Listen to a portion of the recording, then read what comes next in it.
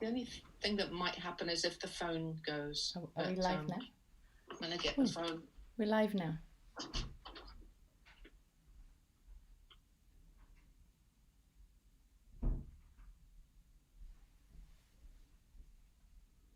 We're going to be starting in 4 minutes.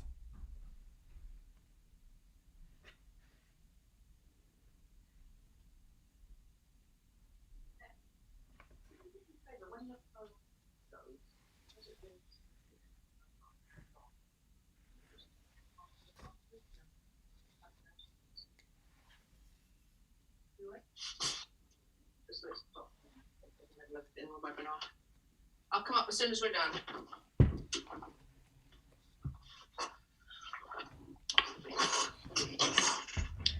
Because we have the fax and printer right next to my desk.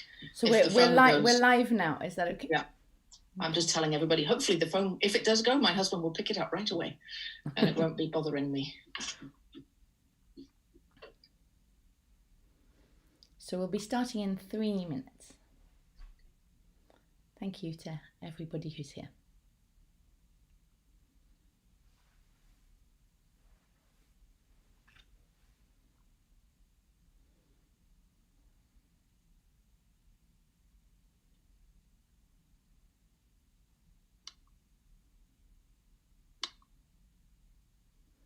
And if anybody would like to, you can subscribe so that you can put your comments if you'd like. That's probably the easiest way.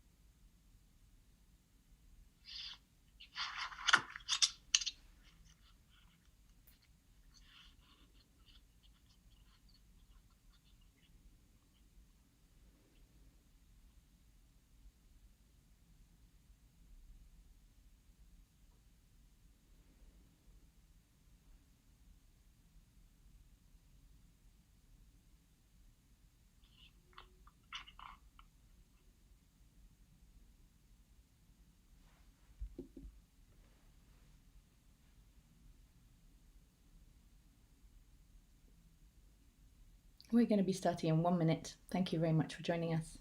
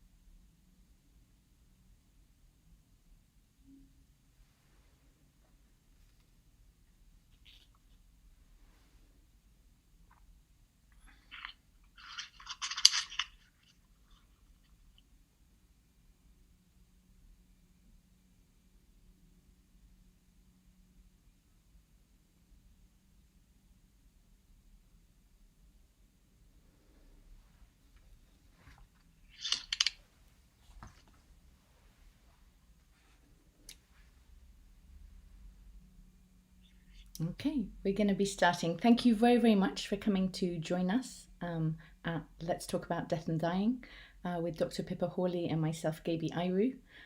We're delighted you've chosen to be here. Thank you very, very much for trusting us. And just to reassure you, you're totally confidential. You won't be visible. And if you'd like to ask a question, you can subscribe and ask a question. I'll read it out, but I won't say your name. So people can ask anything they like.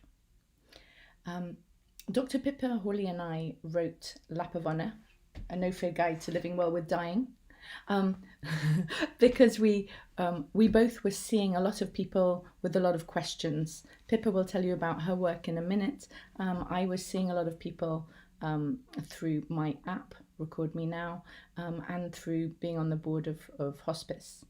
And often through Bucket List Festival, which Pippa set up, there were many, many questions. And with the pandemic, we're not able to see as many people in person at all compared to normal. And so we're delighted to be able to dispel myths and answer some questions here. We were quite frustrated as well by people getting scammed or by people feeling they needed to do something very alternative and maybe not getting the support that they wanted or the clarity on what was actually helpful and what might not be. And so that's something very, very important to us, is really giving you jargon-free, honest advice. To tell you a little bit about myself, I started in education and counselling, and I quite quickly transferred to get involved in hospice and reducing trauma in children and families. I was on the board of hospice for a few years, and I'm very interested in supporting families and when they're going through something that's very difficult to talk about. So my background included sexual abuse, bullying, and homicide. I researched for 5 years what 100 kids whose parents had died wished they knew about their dead parent. And through that, I've actually spoken to a lot of people who have particularly cancers, heart problems, lung problems, ALS, MND. And while I'm saying ALS, MND, I should say that although we have English accents, we're both based in Canada, but our work is international. Pippa has worked and taught and lectured around the world, and my app is active in 43 countries. So we are very comfortable talking with you wherever you're from. I'm delighted that you're here. Pippa, do you want to say a little about yourself? Yes, thanks, Gabby. Again, welcome. I'm so glad that people are able to take this opportunity to ask questions. As Gabby says, our motivation was to try to provide information for patients. I am a doctor. I work in the BC Cancer Centre in Vancouver. I founded the Pain and Symptom Management and Palliative Care Program there back in 1997. And my goal for my work is essentially to prevent and relieve suffering, whatever that comes from. And in a lot of my work, I end up doing a lot of pain management, but it's not ever just about the pain management. When somebody's diagnosed with a life-threatening illness, there are so many other issues that come to the forefront about meaning, about families, and about practical things like where to be. I felt that I didn't have something I could give to my patients that would help them in between appointments to be able to fill in all those gaps in the information that I would like to give them, but didn't have time in the appointments, or the patient wasn't really ready at that particular point. There's definitely a sort of readiness about being able to talk about death and dying, just as there is in being able to, talk about sex. And there's a lot of taboo subjects, and especially if people have a culture where talking about possible end of life is a sort of taboo subject, it can be very isolating and lonely for patients who actually do want to talk about it. There's a sense of trying to protect people from bad news in the sort of magical thinking that if you don't talk about it, it won't happen. And clearly that's not the case. And many people I've cared for in my clinics have told me that they just really want to talk about it with somebody. And often it's really the strangest things that come up. I remember one lady who just, at the end of an hour-long consultation with me, trying to figure out why on earth she'd been referred, because she seemed to be totally fine. She said, well, just the doorknob conversation. Well, I just want to know whether worms can get into wooden coffins. Like, do I have to pay for a lead line one? I mean, that's such an out of left field question I wouldn't have anticipated. And I realized there are so many of them. So my goal with doing the book with Gaby was to try to provide information for people, which was as practical as possible, and tried to meet the needs of all the people who'd asked me the slightly out of left field questions that the medical system doesn't generally answer. So we haven't written a medical textbook. It's not a guide to how to do radiotherapy or how to negotiate dialysis or how to use your inhalers for your COPD. It's about how to do all the practical stuff around it. So I'm hoping that over the course of this live stream, we'll be able to cover some of what we cover in the book, and also have an opportunity for you to ask questions of us. So I'll stop here and hand back to Gaby. Thank you very much. I think there are quite a few themes. I think what you said is really important tonight. I think it's really about the sort of messy aspect of living and just being a person, and all the different roles that we're doing, and how to sort of live well with your condition, with advanced illness, while staying completely you. And I think that's something very, very important to both of us, is that throughout your treatment, you want to be completely you, with dignity, with respect, with a sense of yourself. And the more that you can have a sense of what's important to you and communicate that, the more that people can help you. Because I think doctors, nurses, counsellors, the whole team are interested in supporting you to be you. And the other thing is to keep asking. If you don't get your questions answered here, we hope you'll get lots from us, lots from the book, but keep asking. There's nothing wrong with asking. And in fact, often other people will be asking the same question or wanting to ask it. And there's nothing embarrassing. There's almost nothing we won't have been asked before, aren't happy being asked. And if we haven't been asked before, we're happy to learn along with you. When you have a session with a doctor, it might be different now in the pandemic. But if you can, keep notes, write questions in advance, eat well before so that you're ready. Have a friend that maybe can be there virtually or at the end of a phone, or arrange that there's time so that you can communicate and ask the questions you need to.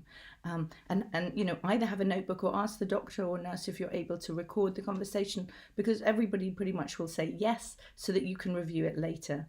There's some research suggesting that in a doctor's appointment, people will forget 2/3 and only remember 1/3. So you might want to record it, or ask somebody in your bubble to sit with you and take down the other 2/3, especially if you get shocking or surprising news. Finding out that you're quite sick, or sicker than you thought, or that things have taken a turn in a different direction can be quite shocking. And so giving yourself time to accept, to maybe get back and ask questions later of your doctor, or to really have somebody supporting you, is very, very important, even if you're somebody who likes to do it on your own. And one of the things that Pippa told me about from Dr. Rob Buckman, an oncologist, is how doctors often tell people bad news. And we hope that if you're told any difficult news or shocking news, that you'll be told using SPIKE. And I'm going to share SPIKE with you here. So SPIKE is a mnemonic for how to break something difficult and deliver bad news. And the strategy is really something that you can use with people that you're telling, but I hope that it's used with you. So firstly, having a setting where it's calm and private and there's time. Then to understand the other person's perception, to get a sense of, well, what do you understand about your diagnosis? What do you think about the condition and how it's going at the moment? The other thing that you might be asked, or you might ask someone, is to invite them to ask questions. Because often, let's say I'm telling my child something, to invite them, because they might actually already have a grasp of it, or it might tell me, no, they really, really don't, and I've got to make things more clear. And then to give the knowledge that, you know, I've got some bad news, we thought this was happening, and now this is actually what's going to be happening, and using the most useful words. If we're not going to use metastasize, we're going to say it's spread. If we're going to, you know, really use the words that are going to help people communicate, which I believe in life anyway, just let's get rid of any words we don't need and just make it clear. And then to respond when you've given the news to somebody with empathy and with support.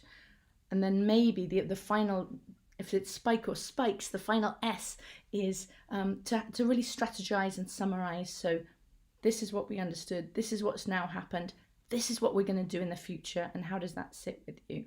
And this is often something that is used by doctors, but as I say, when you're telling members of the family that you're very sick, or anybody else, it can be a useful way for you to pass it on as well, to really make it an easy way to tell people, an easier way for them to understand it. Is there anything you want to add on spikes, Pippa? No, just by way of introduction, that is chapter 3 of the book. So Gaby's going to cover some of the content that she covers in her chapters, and then I'm going to cover some of the stuff that I cover in my chapters.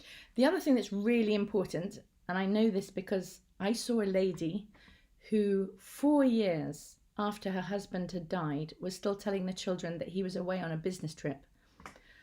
Please, as much as you can, let's have honesty. And honesty with yourself and the people around you. If you are feeling awful and you're having to dress up and pretend that you're fine and you're putting on all different things, it's exhausting for you and it's not great for people around you. People will want to help. They will be much better on the whole than you might anticipate.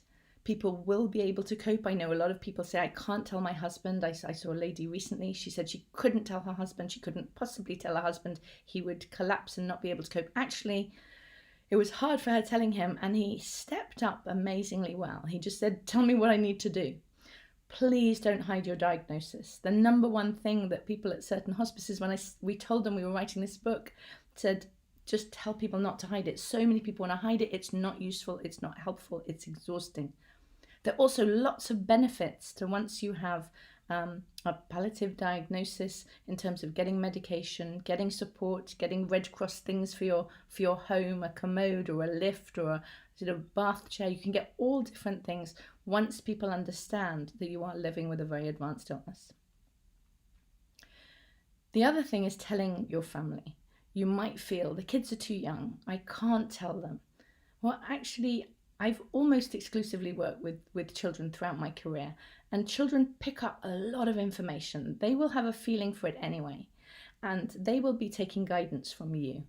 So if you can involve them and tell them in a clear way, they will really want to help. And actually, that helps trust issues going forwards, that they were able to be included, that they were able to we've got a list in the book actually of things that children can do of all different ages. Very young children who might be able to bring you water or bring you tissues or make a picture for the end of your bed or your bedroom, to older children who will be able to manage post visitors, answer machines, messages, to much older children who might be able to drive people to come and see you, or be able to help with, organising people and food flow. Please involve your family. And we've also got information on how you can tell broader groups of people, how you can let other people know. And you can decide, think it through. Do you want to send out an email and tell people about you? Do you want to send out a card and then say we're going to have a celebration of life Zoom? Or do you want to work out, some people do a chart. I'm going to tell my sisters, then I'm going to tell my colleagues, and because they don't want other people to hear from other people, so they work out a chart of the order in which they tell people. You can also ask a friend to tell people, or you can tell people as you see them or they contact you. And another thing I say in the book, which I got from some of the people, in fact somebody with Hodgkin's lymphoma, she said that when she told people, they acted very strangely. And I have to say that we're used to shock when people have car accidents, but we don't think about the shock when we tell our friends something, and it takes them a while to recover. And so what this lady told me is that she said, all my friends became these kind of caricatures. So we decided one would be like the Grim Reaper, who could only talk about the death, and she just lost this friend as a friend for a while. And then the next one became like the witchcraft lady, and she was telling her, yeah, but you've got to do this, and you've got to burn these candles, and you've got to use these waxes, and you've got to do all these funny things. And then the other person told her about how this had very negatively affected their work partnership, and it was really outrageous actually. But many of these caricatures somebody might go into, but they will come out, they will be your friend again, but sometimes in their shock they actually can react in a really terrible way. And I have to say that children will often ask you questions that seem completely insensitive.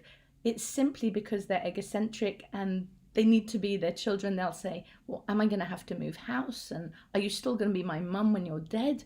And I think my kids asked me when my dad died, can we just drag his body behind the car when we go places? And they didn't mean it in the back. They're trying to sort of understand it. They're really trying to think it through. And sometimes it will come out very wrongly. And know when you tell people that it's going to take a while for them to sink in, they will return to themselves and they can say the most dastardly things in the moment. There are also some people who might want you to convert, baptize, find their religion, and other people who just are amazing. And I wish you many of the amazing, the people, the friends who stay with you, understand that it's your condition and that they'll support you through the ups and downs, because there will be ups and downs. And just because you've accepted that you've got limited time left, it's really important, and Pippa can talk more about this, that you understand that does not mean in any way that if help can be found or other treatments can be followed, they won't be followed. They absolutely will be. It just means that there might be a slight shift to more support, more care for your comfort, as well as the other looking into, is that right, Pippa? Looking into the into the condition, looking after the disease and looking after you at the same time. It's not mutually exclusive. Just because you've been diagnosed with an illness that may or may not be curable, it doesn't mean that all medical treatment stops. So modern medical care is holistic, and palliative care principles can be applicable at the onset of any illness and all the way through, whether you're going to get better or not. Yeah. So some people, quite a lot of people say, but I don't want to accept this diagnosis. If I go to the hospice, if I get palliative care, if I get palliative diagnosis, I've given up. And that's not at all true. It means that that's the support you're getting now, but you're getting all the other support as well. It just means you can kind of get, I see it as you're getting additional support. And it's additional support so that you're comfortable.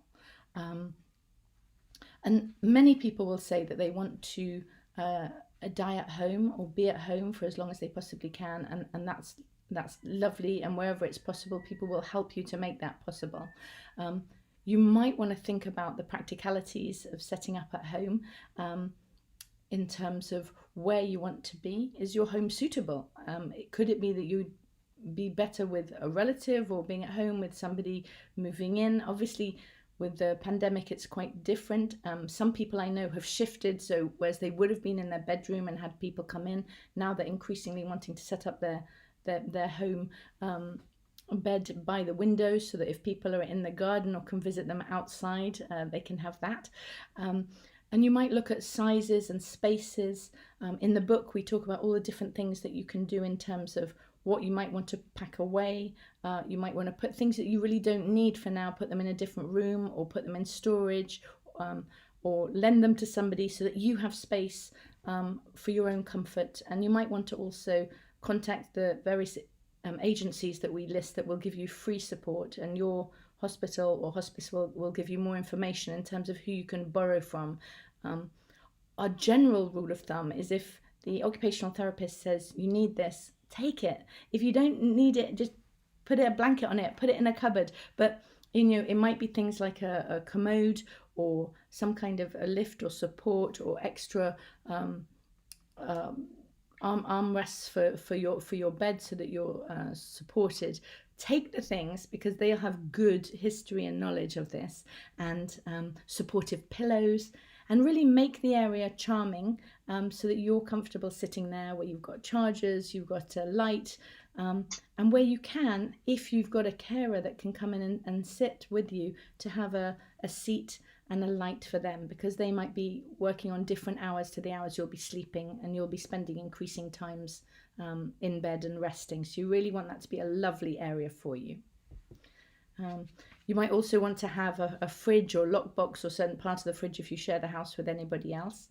And coping with visits, the stream of people that you get is totally different now in the pandemic, but it might shift you to really thinking about what's going to work. We normally say have an open and closed window sign, like a hardware store, when you want to see people or not. You could have that on your window outside if people are visiting outside. And also I sometimes encourage people, more from the counselling side, to really be open to have a clock of how you feel. Like you might say, okay, I feel like being visited, or you can put it on your blog if you've got a blog or someone managing that for you, to say, I'm getting a bit lonely in the evenings. Can someone come and do a dance for me outside the window between 5 and 6, because I'm awake then and would like company. And equally, use your feelings to determine what you want. So if you feel like company, say that, if that can be happen. And if you feel like being left alone for a bit, or you're feeling a bit weepy, say that. Friends often want to help, and they might not know how. And one thing I'd also encourage you to do is to say what you'd like, because often people will say something like, oh, do tell me if there's anything you need. And my answer to that is say yes. Say yes, I would love, and then give them maybe 2 options. I would love either spaghetti in a pot, or I'd like you to walk my dog. And people might be surprised at the beginning, but it's really helpful because they want to do something, they don't know what. And if you can say yes and give them a practical thing, people actually quite like that. And even with distancing, people can still help you. They can still plant bulbs now for spring. They can still pick up a child from school. They can still go and get you things that you need, and drop them off. And we also encourage in the book and give you signs for what you might put on a cool box outside. And you might say to people, okay, this is really great, thank you so much, on the box, so you don't need to see anybody. I will be picking this up. And then say what time that you or somebody else can actually take the things in, so that if someone's giving you something that needs refrigeration, that they'll know to drop it off near to 3 o'clock or whatever time you're going to pick it up. In terms of telling children and leaving them something emotional, which is sort of my area of specialty, the number one thing for often people want to leave something emotional and they don't know what. This is totally separate to your will, which is a legal document and needs to be. This is your emotional will or legacy. Children like to be told something specifically for them. And the number one thing people want to know is anything. And then they also love to hear I love you and have their name attached, because as time passes, they just love that reassurance. I love that reassurance. I was listening to my dad's tape, and he died a long time ago, but seeing the person is great. And so we also link in the book to the app Record Me Now. But if you want to, you can do it by video or by letter or anything you like. Telling children thank you for helping. Telling children it's not your fault. Even some people worry, some children worry that Dad told me to be quiet and then Mum dies, and was it my fault? Was I not quiet enough? Just reassuring people that this was a condition and nothing to do with them or you. And I have to say that I know with certain groups that I've worked with, there's been a lot more of a struggle, because the fundraising for those groups has focused on being a warrior, battling cancer, being a survivor. And that has put undue and unfair pressure on people who have those conditions. We're all trying to be well, and we're all dealing with whatever condition. And I don't think it's helpful for people to feel in any way that they've failed or not survived or whatever. We are just dealing with whatever conditions, and it's really the condition taking its course. No one's ever said to me when I've had dental treatment, go on, you can make this. I leave it up to how my teeth are going to do, and how the dentist is going to do, and how our understanding is. I've had a lot of root canals, but I would say that really, not just telling your children that it's not their fault, but understanding in your heart that this isn't your fault, and that this is a condition that you have, and this is something external, and we are no less and no more. Whatever happens, you are completely you, and this is really the condition is the condition's responsibility, not yours. So I don't know how you can best internalize that, but please know it, take it to heart, that the condition is what's doing the thing. It's not you. And in that way, being able to have a good death and being able to have a good life as yourself until the moment you die is really, really important for you and for all of us.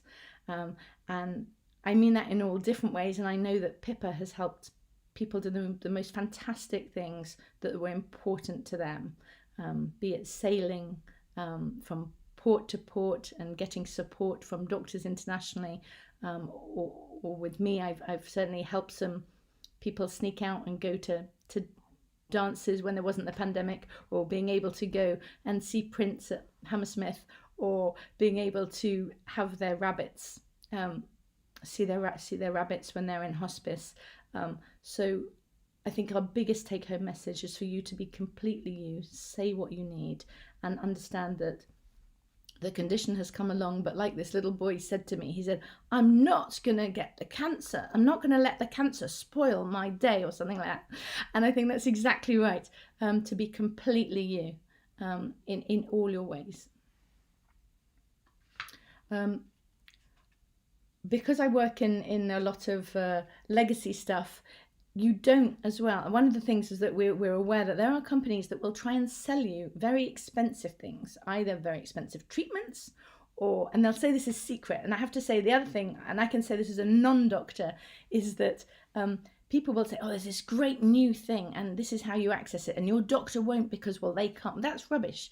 If the medical establishment understand that there is something useful that can be used, it will be used. And I have seen this time and time again. And so you will find people are really, and they will sometimes set up conferences. I've seen some very naughty conferences at very smart places, and that's not a fluke.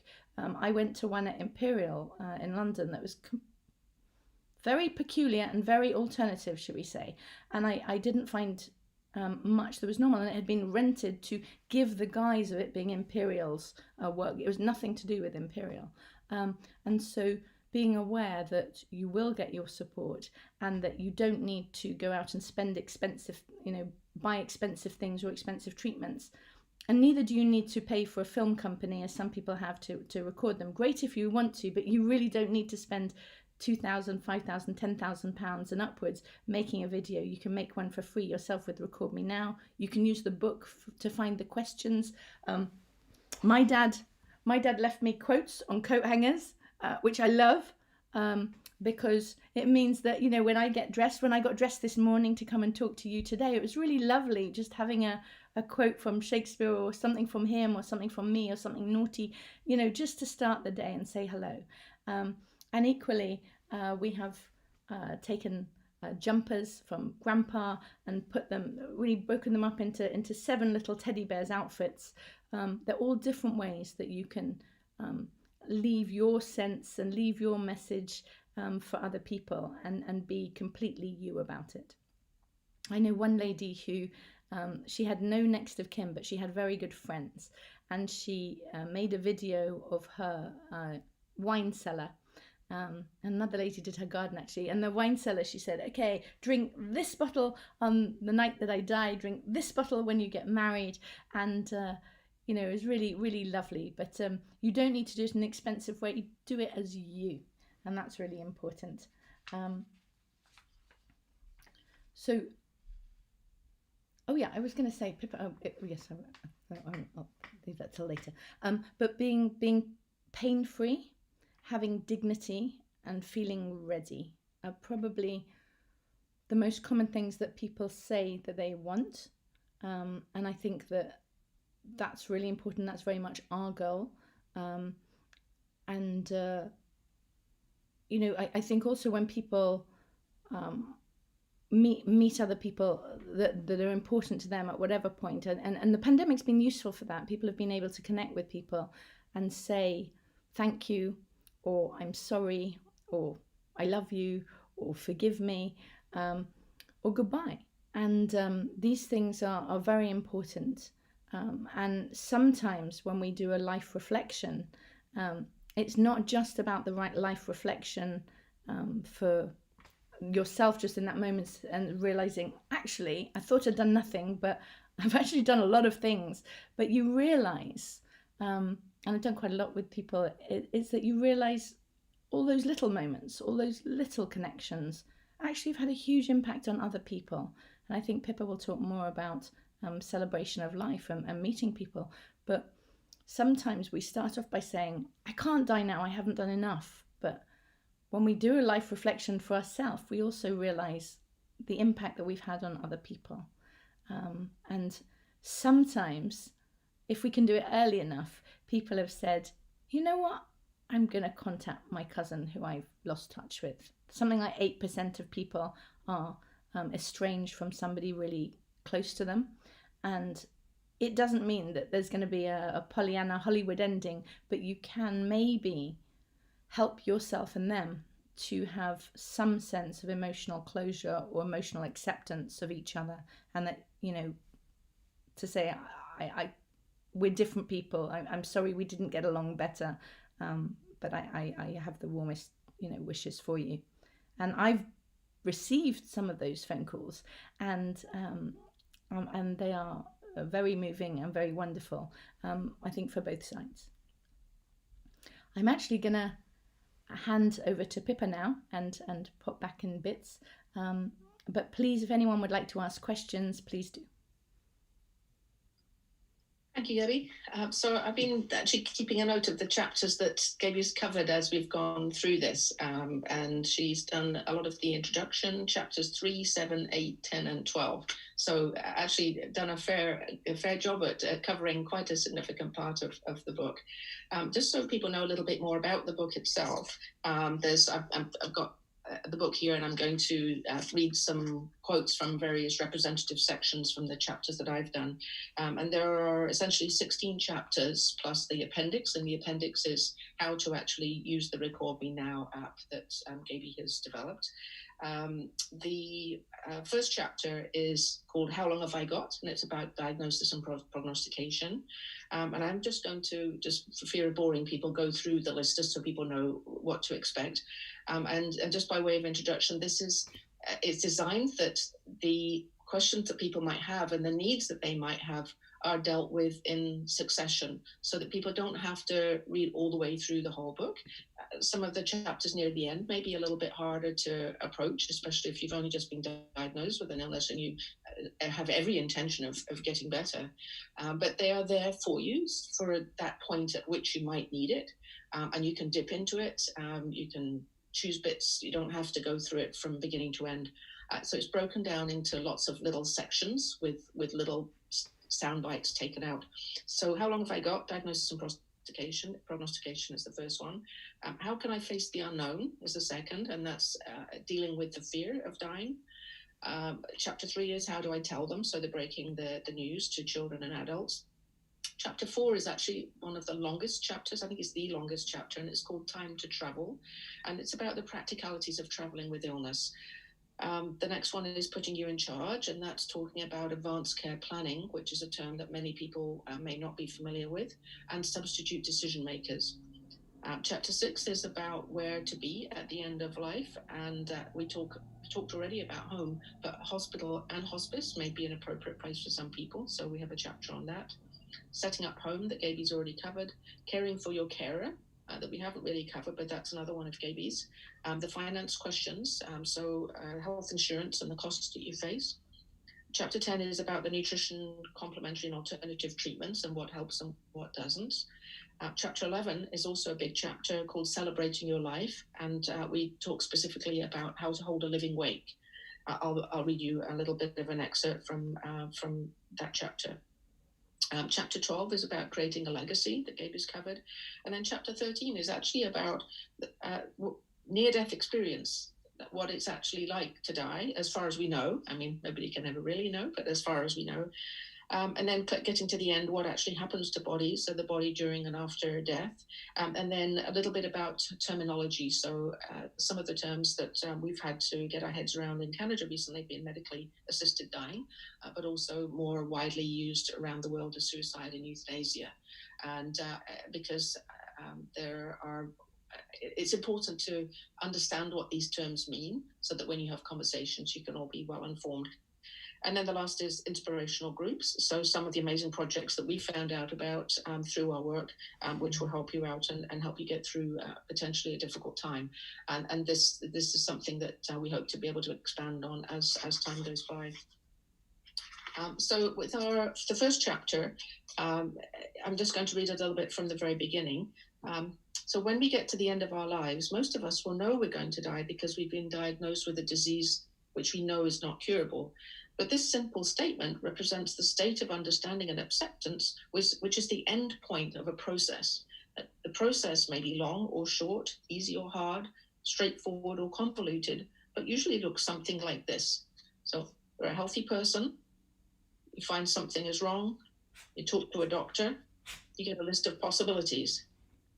You get some tests, you get some results, you get a diagnosis. And then from being a healthy person, you then become a sick person. So then the next step is learning what to expect, trying to fix it, and the realization that it may not be fixable, and then acceptance of mortality. And that's a process that everybody goes through in some way or another. At one point, at least in their life. Some people are unlucky and have to go through it multiple times in their lives. At the end of the book, I'm not going to go through the whole thing, but it's important to remember that a prognosis is only a best guess as to what will happen to an average person with your condition, and not to you personally. An average is the point at which half the people with what you have will do better, and half will do worse, sometimes much better, and sometimes much worse. So why bother with prognostication at all, you might ask? A good question, and one which many people use to avoid the subject altogether. There are sometimes very good reasons to have a prognosis. So again, I'm not going to read the whole thing, but that gives you an idea of what that chapter contains. The next chapter, How Can I Face the Unknown, dealing with the fear of dying. And I start this with a quote from Ralph Waldo Emerson: "Knowledge is the antidote to fear." And many people are actually frightened more of things that aren't going to happen, the unknown, than things that are actually reasonable and rational to expect and to plan for. There's that quote, isn't there, that I've grappled with so many terrible things in my life, most of which have never happened. Mm-hmm. We have a section on religion and its role in coping, which I was going to read, but I think that Gaby has covered that already, so I think I'm going to skip that, and I'm going to go on to the next of my chapters, which is Time to Travel, the practicalities of traveling with illness. And at the beginning, I introduce it by, if you ask people what is on their bucket list, you will invariably see at least one travel wish. Either cruising the Inside Passage to Alaska, and because I used to work at St. Paul's Hospital, we used to take a large number of patients off the cruise ships to Alaska, and so I had a lot of experience talking to people about that particular bucket list item, and many other patients who've wanted to do other things like visiting the Galapagos Islands, Antarctica, or the far-flung parts of the world. That one particular wonderful gentleman who did the sailing trip that Gaby mentioned. Closer to home, Disneyland is on many people's bucket list, especially children's, of course.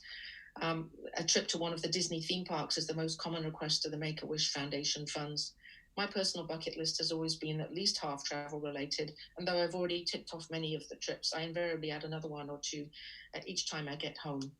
Becoming seriously ill compresses the time available to complete your bucket list travel dreams, but it can also give people the impetus to get on with them.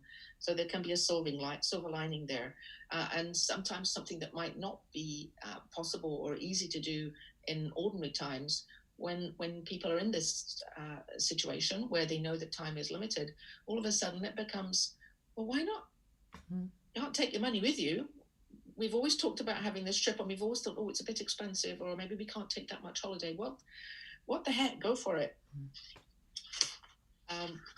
There's a number of stories about various different patients. There's one about a couple that were going to try to go to the British Virgin Islands, and quite coincidentally, when we had this conversation in the clinic, I had actually been to the British Virgin Islands for the first time recently.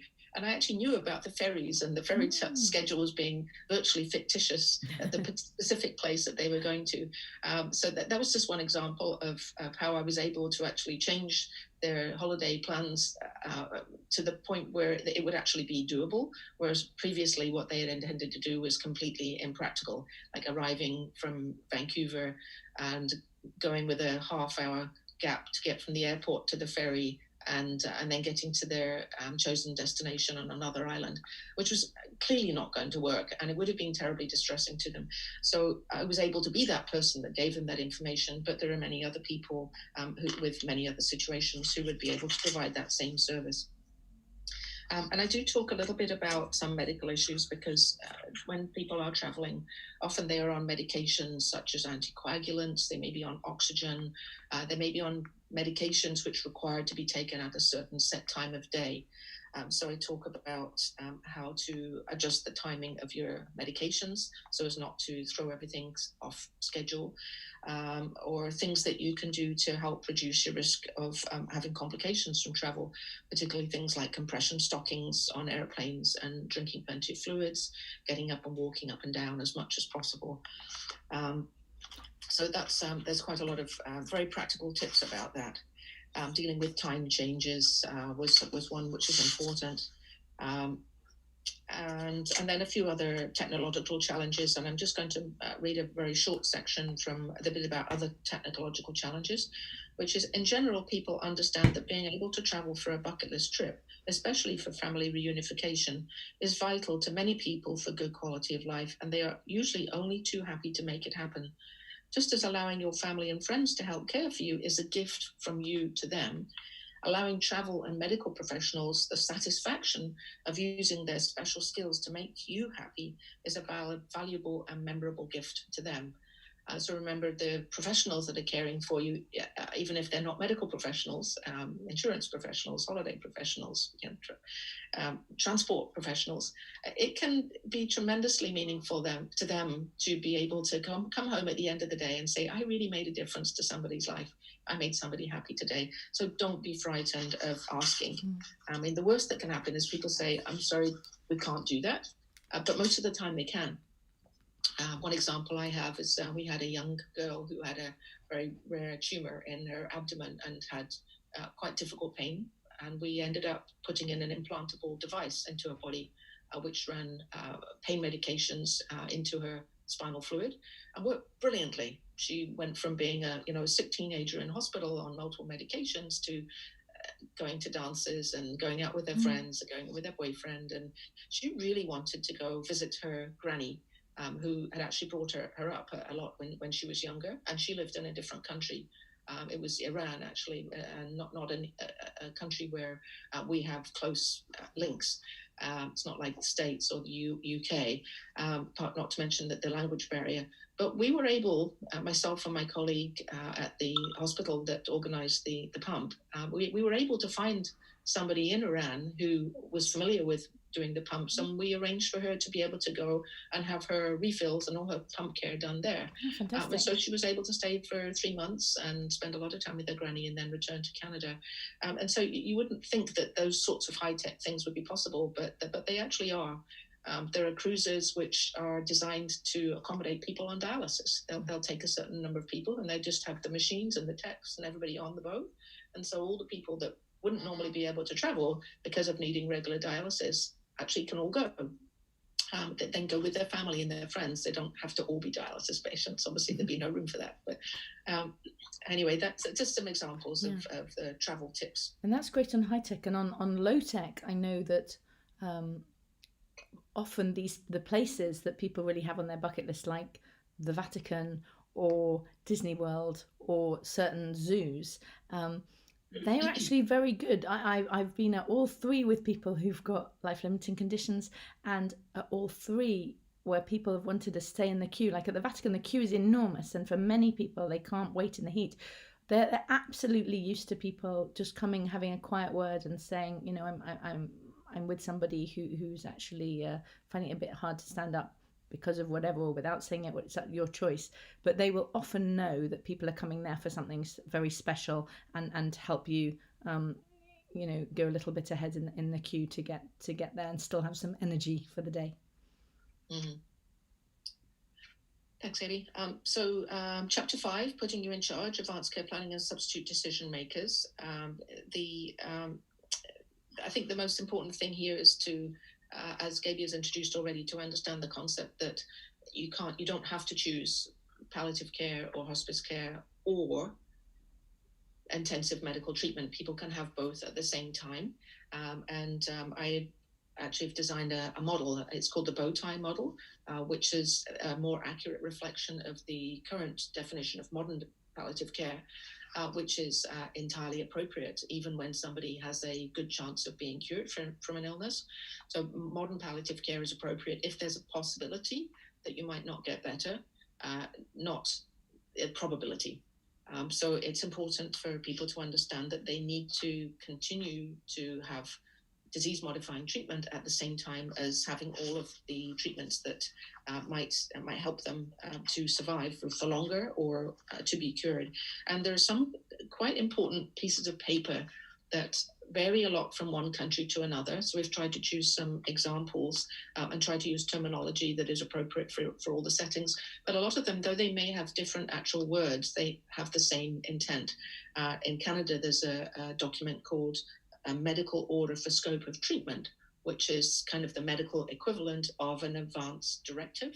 And an advance directive might also be termed a living will. And these are documents that are specific about saying what you as an individual would want for your care should certain things happen in the future. Completely hypothetical a lot of the time.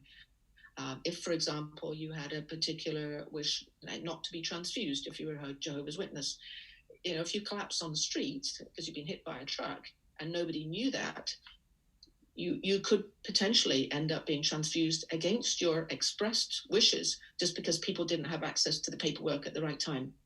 So there's a lot of discussion about how that's sort of the most sort of obvious example, but there are many other examples of things that people want or don't want that have to be written down or communicated to somebody who's likely to be with you when they happen, like your partner or a parent if it's a child, so that we can make sure that your wishes are respected and not overridden because of ignorance. So having the documentation done, like if you would not like to be resuscitated, should you actually die of whatever illness you have, like you've been to ICU 3 times already for your COPD, it was a miserable experience. You never really recovered to the point you were at before the episode, and you'd made the decision that you didn't want to do that again. Put it down in writing and tell your loved ones so that there's no chance that your wishes will be overridden. So there's quite a bit about the paperwork of advanced care planning, and we try to make it as non-technical as possible, but at least it'll help you to interpret some of the documents that you might be faced with having to consider signing, and some resources that you can look at. There's some excellent resources with videos that can be very helpful in explaining some of the concepts. Home, hospital or hospice, deciding where to be. I'm just going to read you a little bit from the introduction of this. Health administrators pay a lot of attention to the place where people die. Dying at home is generally felt to be a good thing. This is partly because if you ask healthy people where they would prefer to die, they usually say at home, of course.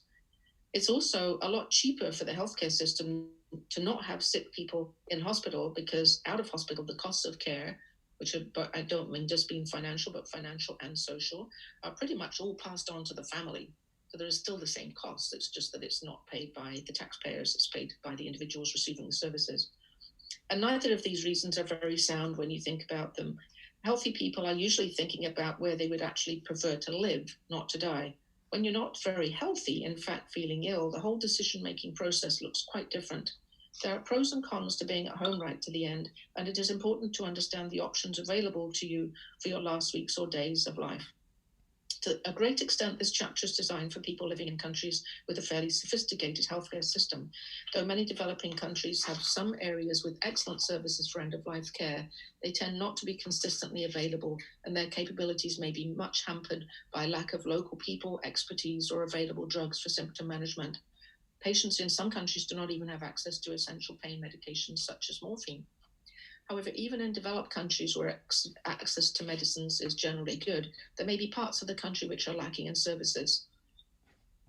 So I'm not going to go into any more details on that, but can I touch on that and say that, that I completely concur with it, that often people have an idea of where they'd like to be, but sometimes people are absolutely certain they want to be at home, but then when they feel really awful or they see how much it's putting on their family, and then they go to a hospice, and some of these hospices are beautiful and really supportive and have fantastic double beds where you can sleep, or they have, you know, showers they can access, and they can get medication. And sometimes the families can also say, you know, God, he can just be my dad again, rather than me being this exhausted, kind of annoyed carer. Sometimes it works wonderfully.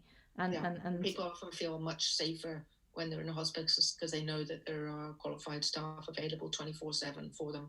So particularly if you're short of breath, or if your loved one is confused and possibly not even appearing to be aware of where they are, sometimes hospice or even hospital, if it's an acute issue that you haven't had time to get your head around yet, sometimes that can actually be the best place. And there's some photographs, some descriptions of those types of care settings, which will hopefully give people a little bit of an idea what to expect. Yeah, so I guess that ideally saying this is what I'd like, but being open to change if you need to be. Yeah. The next chapter of mine was the finance questions, and again, these things do vary a lot from country to country, but we've tried to be as comprehensive as we can with some of the categories of cost that you might need to consider. There are some things that Gaby mentioned earlier, things like needing a commode, and people might go, oh, a commode? I can't go to the toilet. Well, these things can be sometimes shocking to try and imagine yourself in a different situation where you're not as functional as you are used to being. And for some people, not being able to go to the toilet by themselves may be, you know, emotionally catastrophic. But in reality, once people get used to it, most of the time people adjust very quickly. And I have a note about some of these particular aids, like mobility aids, like canes, walkers, wheelchairs, etc. These may sound scary, but remember that they are designed to increase your independence and allow you to do the things you enjoy at home and not in hospital. They are worth paying for, are best acquired early so that you don't run the risk of being stuck somewhere and not able to get around comfortably. There are some pretty cool looking mobility aids available now, and the freedom to be able to go out and not worry about having to rest or stop on the hill where there is nowhere to sit down can be liberating. Outings will be much more enjoyable if you can use whatever help is needed to prepare and to get there, freeing you up to focus your attention and energy on making the most of the sites, company, and activities. So that's building a little bit on what Gaby was talking about before, about accepting the help that's offered. Chapter 10, nutrition, complementary and alternative treatments. So Gaby touched on that, but I will include a lot more information about complementary medicines and what the difference is between the two. Complementary medicines are complementary treatments, treatments which don't harm the conventional medications. You don't lose anything by trying them, but you may gain a lot. And the medical professionals are very keen on people having complementary medicines. Like who doesn't want to have a massage? Even perfectly healthy people want to have a massage every now and then. It just feels wonderful. And there's actually nothing wrong with any of these kinds of things. Treatments like acupuncture, you know, really very little risk of harm from them. But alternative therapies are, as I say in the book, on the other hand, are a very different kettle of fish. Sorry about some of the English colloquial terms. These are unproven treatments which people hope might help a particular illness, most commonly cancer. They are widely touted for many other serious illnesses, such as multiple sclerosis, as well as non-life-threatening conditions such as backache and sore feet. Alternative therapies are unproven, but being sometimes based on a vaguely plausible scientific principle, they are sold as scientifically proven to desperate people. They might be offered by naive but well-meaning purveyors, and they might be harmless, like a cold remedy, or they might be marketed as part of a cynical exploitative racket. Alternative therapies can be potentially dangerous, such as intravenous infusions or coffee enemas. The best case scenario is that an alternative treatment may eventually be found to be helpful, and the inventor is a true pioneer, but these stories are very rare. The worst case scenario is that the treatment is one that has been proven to be useless in proper trials, such as angioplasty to the neck veins for multiple sclerosis. These treatments can actually be worse than useless, having killed people. And I do include a section about medical use of cannabis. For those of you that might have Googled Gaby and myself, you may see quite a lot of references to me with my work on use of medical cannabis for symptom management in cancer patients. And I'm actually just embarking on a very large clinical trial across Canada looking at the use of cannabis oil extracts for management of cancer-related symptoms. So I couldn't do the book without mentioning a little bit about medical cannabis, but it's so commonly used by so many of our patients, not just with cancer, but with many other conditions. I feel it's important to at least provide some basic information on that. So that's in there. So the best thing really with any alternative or complementary treatment is just to check with your doctor first, please, before you sign up for anything or before you buy anything. Just check, because some things they'll say absolutely go ahead, it's going to do no harm, and other things they might have big concerns, and listen to them. Nobody is hiding anything. I mean, I have a lot of people who say, oh, it's being hidden from us. It's not. Doctors want you to be well, nurses want you to be well, we all want you to be as well and as good feeling as you can be. Just run it past somebody, please, first before you embark on it. Yeah. I mean, there are still some people who I see who do have this sort of deeply held conspiracy theory misconception.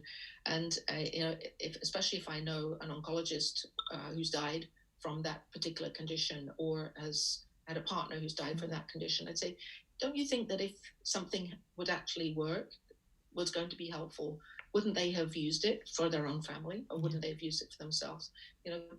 The deeply held conspiracy theories are very, very hard to shift, and it's much better if you can be educated in that you're going to be vulnerable to people targeting you with these conspiracy theories early on, and then you can prevent yourself from going down that rabbit hole. So the next chapter is Celebrate Your Life, Holding a Living Wake. I've had a number of patients who've gone on to have a living wake. Essentially, it's a great big party, big shindig, for people to have an opportunity to show how much they love you and what they remember, to reminisce. And there's one particular invitation that I wanted to read part of for you, because it was from a patient of mine who kindly gave permission for me to put this in the book. And it's just so funny, and it's so fitting for this personality. He was just such a quirky, funny, lovely, kind man, and I thought it really epitomized him very well. Time is running out. Can't say how much time I have left, but according to sources usually deemed reliable, my days are definitely numbered, though I'd always hoped they'd be lettered instead. 2 years ago, I attended a bucket list festival and learned about living wakes. That was one that I ran. You can look it up if the concept isn't clear. If you're not doing anything on October the 4th, come on over and find out how it works. Consider it an opportunity to tell me what you really think about me before it's too late.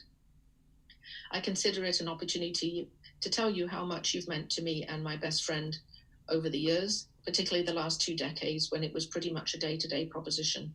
There are so many of you who made the struggle worthwhile, and thank you for helping me stay the course. In my usual traveling, hopefully, frame of mind, I'm calling this the first annual JF Living Wake. So if you can't make this one, stay in touch for the news of the next. The only condition for attendance is that you come empty-handed. Bring a smile, a thirst, an appetite, and if you like, a story or a song. We'll lay on some cheap beer, homemade wine, soft drinks, and nibbles. I'm going to go on. I'm going to say on that one that some people feel that celebrations of life are off because of the pandemic. They're actually not. You can just do them in a different way. I've been to one very fantastic Zoom one where people were asked if they wanted to share something. You use the hand up sign and you can share your story of the person, and you really get this lovely, lovely sense of everyone being able to say what this person meant to them, and do it safely from your own home. And actually, I've noticed that in the pandemic, we've got some people who wouldn't possibly have traveled to an actual party, maybe through age, maybe through distance, who are able to join with Zoom. So I wonder if going forward, we're going to be able to have live and Zoom parties, at once. Everybody can contribute, but they are a lovely way for people to be able to say what you mean to them. And then I've noticed that after these parties, people then almost distance, and the close family and friends stay there, but the other people know, okay, we've kind of said our goodbyes. And Pippa writes about how to time it in terms of your medication, and how to run these parties so that you get enough rest, and that it is really a lovely opportunity. I think we both really appreciate them. Thank you. Lovely. It's my husband, Nick. An example of good support. I'm just going to whip through the last few because we're getting short of time, and we did want to make sure we had enough time for people to ask questions. I don't know if Gaby, if you've seen any in the chat area. I haven't got any in the chat there, but I have got some that I've been getting that I'm gonna go through. Yes. Okay, I'll be quick as I can then. Chapter 13, near-death experiences, what it's like to die as far as we know. And again, I tell some stories about people that I've cared for, because I ended up doing an awful lot of internal medicine rotations because I moved countries, moved countries twice, from the UK, then to New Zealand, and then to Canada. I ended up having to do a lot of internal medicine rotations where I was on a Code Blue team or resuscitation team, and I ended up resuscitating an awful lot of people, some successfully in things like the coronary care unit or the intensive care unit, where their chances of recovery were excellent, but also many that were probably medically inappropriate to have done, but ended up happening because people hadn't done the advanced care planning discussions and the surrogate decision maker discussions that we talked about earlier. But for those that were successful, I always, maybe slightly weirdly, had a bit of an interest in what it was like. So I always asked them what it felt like, and tried to get as much of a feel for what the experience was like for the people who actually went through it. And I talk about the many stories of people who've survived a near-death experience, seeing a bright light, feeling warm and loved, and being free of pain. And that this is not platitudes. This is actually what people report, and they consistently report it very similarly. Sometimes people have quite vivid experiences. Here's one about a particular gentleman. I remember one elderly retired sea captain whose heart had stopped 2 or 3 times. We got it beating, and while returning to consciousness, he called out, "Women and children to the boats!" Clearly having a vivid experience he was subsequently able to describe with lots of chuckles. The next chapter is a shorter one, What Happens to Bodies and the Science and Practicalities of After Death. And I talk a little bit about the physical side of things, like what actually happens to the body, just so people can have an idea what's going to happen. And then we talk quite a bit about aspects of burial and some of the things that people have come up with all around the world. For example, coffin clubs in some places. For example, one in New Zealand with branches in multiple cities and towns throughout the country. People join the club and learn the skills to construct bespoke containers for their or a loved one's body, or even to donate for those families who cannot afford one or want something special. And we have the link for that. So talking about green funerals, what happens with cremation, donating your body to science, organ donation. These things are actually really important to think about beforehand, because when it actually happens, if you haven't had those conversations and people don't know what you want, you may miss out. And then my last chapter is suicide, euthanasia, and medically assisted dying, what these words means. I think the most important thing here is to make sure that people actually understand the terminology for when they're asked about these issues. And I'm going to just read a little bit from the end, which is about the legalization of medical assistance in dying. This is not the place to argue in detail the rights and wrongs of MAID, medical assistance in dying, but it is important when contemplating or discussing it to at least understand what the terms mean. If you live in the part of the world where MAID is not legal, you may be presented with the opportunity to vote for it or against it in some form in the future. They just went through this, I think, in New Zealand. Please be as informed as possible, and whatever you decide, make sure your choice is based on a clear and accurate understanding of the issues. A prerequisite should be that every citizen has access to the specialist palliative care and other physical, social, psychological, and spiritual supports necessary to ensure that people are not forced to choose MAID when their suffering would be preventable or treatable if those supports were in place. I think it's really a key concept. We know that from the legalization of assisted dying in Quebec, that after a referendum, there was a large survey done, and in actual fact, more than 50% of the people who had responded to the referendum actually didn't have a clue. They didn't understand what it meant. Wow. So it was based on totally incorrect foundations. So I'm going to finish there, and I'm going to let Gaby maybe add anything that she'd like to, and then we can go through the questions. Yeah, no, very helpful. Thank you very, very much. The question straight away on fear of dying. What is fear of dying? It's different to different people, but the way I see it is people come to me sometimes sort of paralyzed in decision making, and they're so frightened of what might happen when they die that they're unable to actually live in and enjoy the pleasures of life as long as it lasts them. In fact, some people are so frightened of dying they actually commit suicide, which sounds really weird, but that can be a reason for people asking to be assessed for medical assistance in dying, so that they can feel that they have some sense of control of it. I think the biggest part of it is probably loss of control. People are just so frightened that they might go to hell, or that it's going to be painful, or that it's going to be awful for their loved ones around them. Most of the vast majority of the time, this is not the case. When people die expected deaths from conditions like strokes, end-stage heart disease, kidney failure, cancer, the vast majority of the time it's very peaceful, and people just kind of drift off. They get gradually more and more sleepy, spend more and more time in bed, less and less time wanting to talk, stop eating. People just don't feel hungry anymore. People stop drinking, and then they just drift away. And it can be an absolutely wonderful, meaningful experience. It's not always like in the movies, but in general, it's actually, I've seen a lot of people die like that, and it really is true that dying is not something that people should be frightened of. And when you explain to them what the process is when our bodies shut down painlessly, and then our brains, the final organs, start to shut down with this big shower of neurotransmitter release and dopamine and all these pleasure chemicals, and people seeing the light and feeling warm, feeling like they're leaving their body and leaving all their suffering or troubles behind, it becomes something sometimes even to look forward to.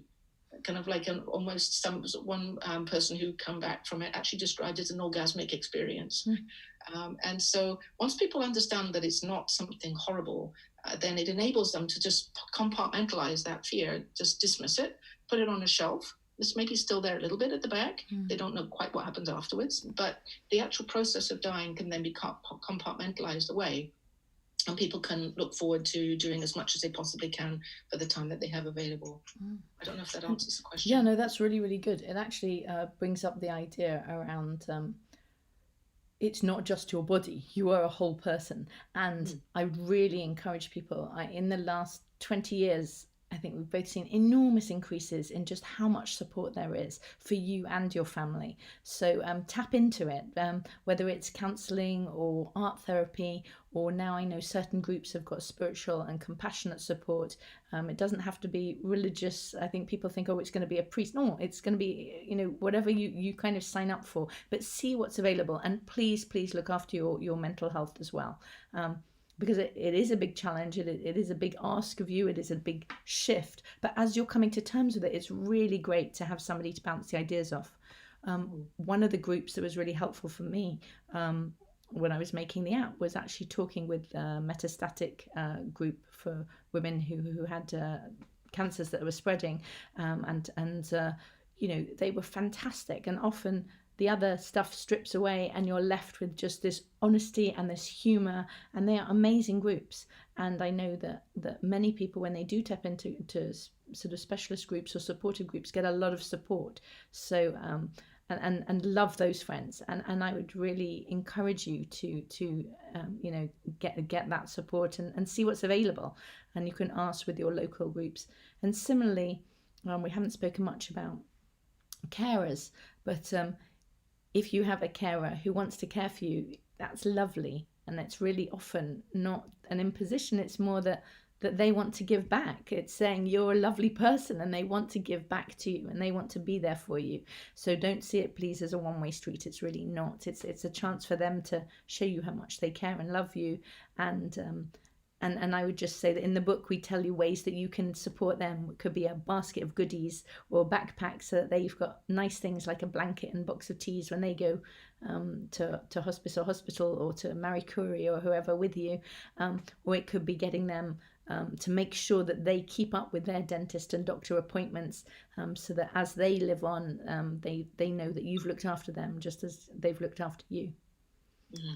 As we mentioned, it's a gift to allow people to care for you, because it allows them to show how much they love you. Like food. Food is not just nutrition. It's not just fuel.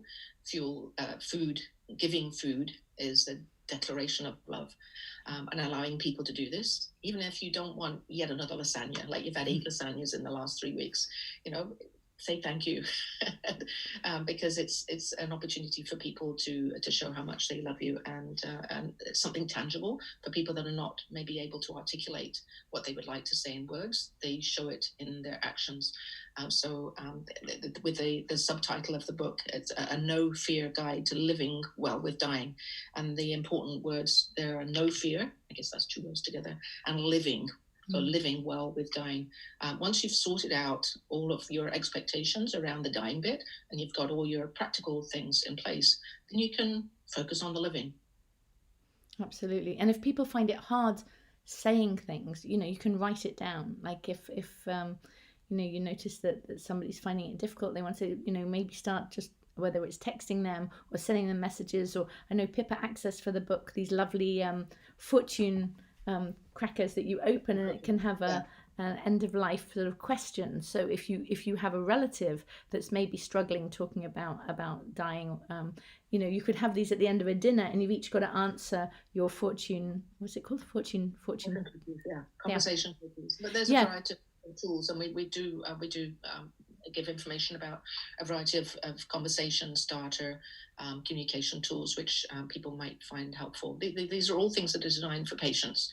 The only thing that really started out as a medical tool was the Spikes mnemonic, but which has been built on and improved for teaching all around the world. But there's absolutely no reason why it's not appropriate for using in all sorts of situations.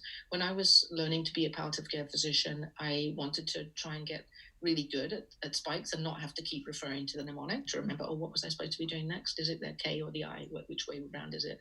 And I practiced in my general life, like trying to explain to my husband that no, we actually we couldn't go on holiday to this certain place at this certain time, but we would do something different instead, and telling the kids, no, you can't have a PlayStation 2.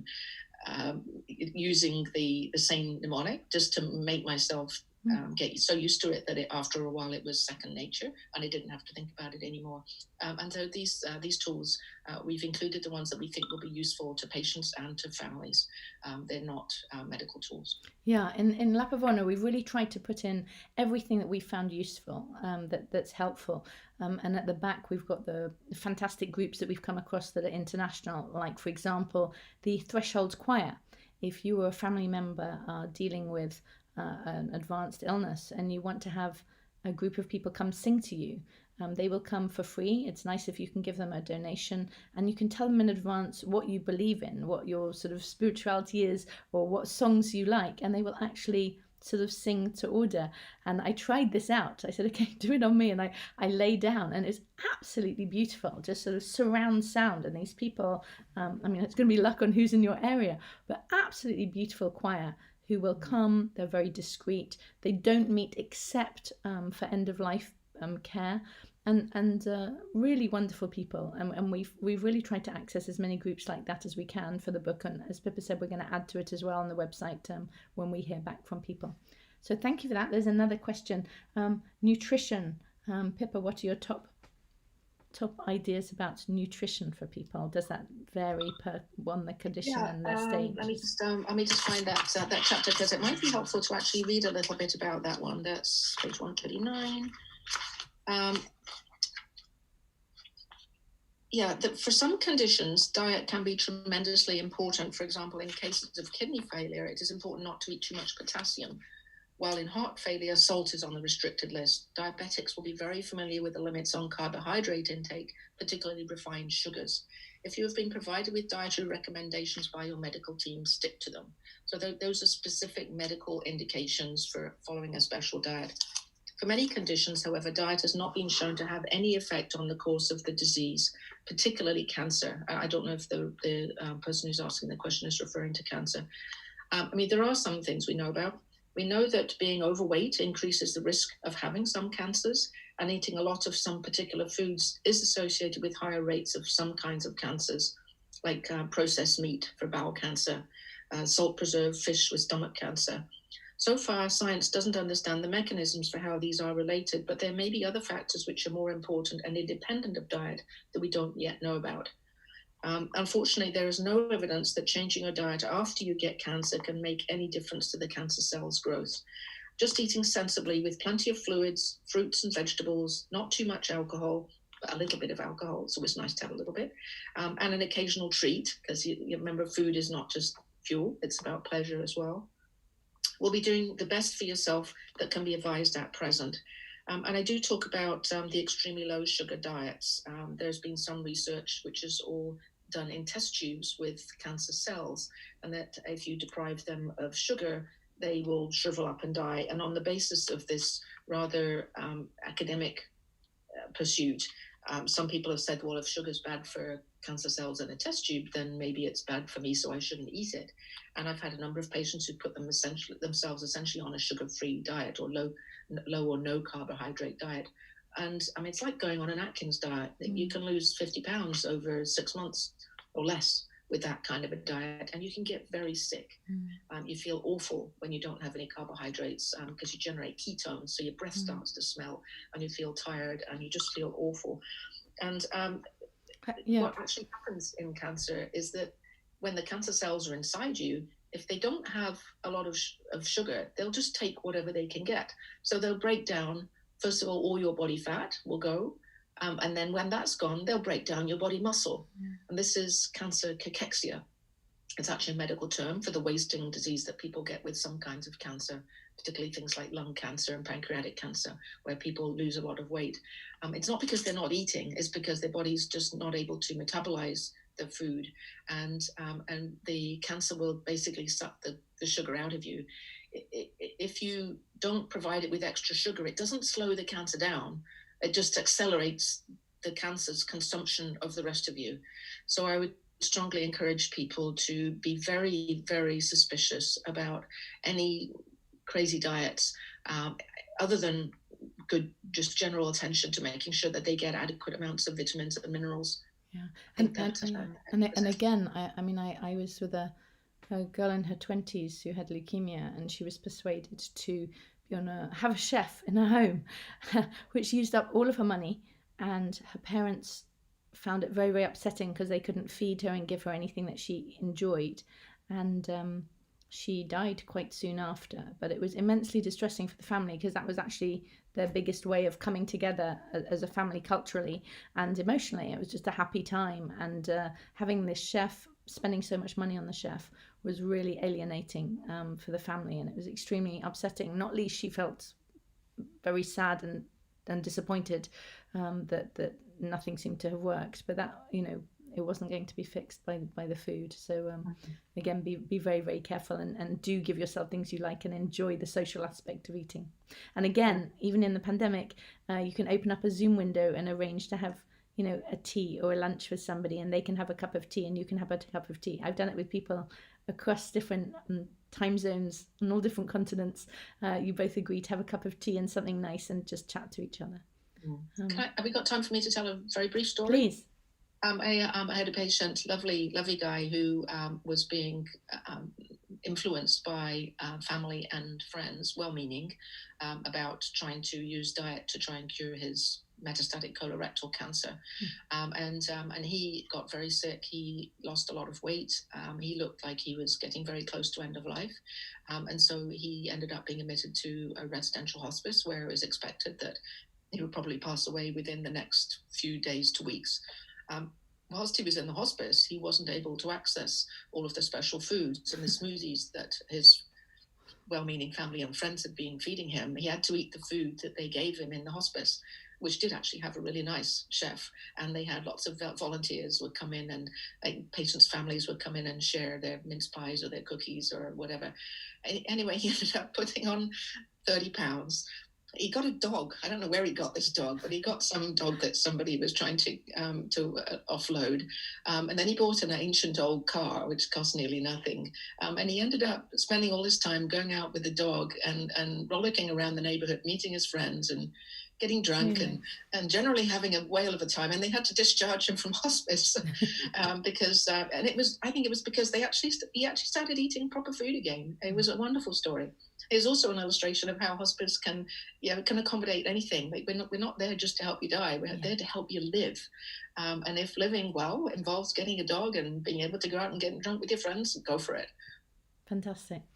I think that's a lovely place to end, actually, because we're all about lap of honour, no fear guide to living well with dying.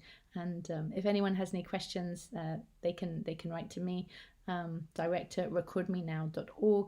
Otherwise, to contact us through the book, and we'd be delighted to answer any questions. And if you enjoy the book, tell your friends. And if you want to contact us, please do. Yeah. And if you buy it, fill in a review on Amazon. It's always great to have the reviews. Lovely. Thank you very, very much. Okay. Thank you, everybody, for attending. Bye. Thank you. Bye-bye.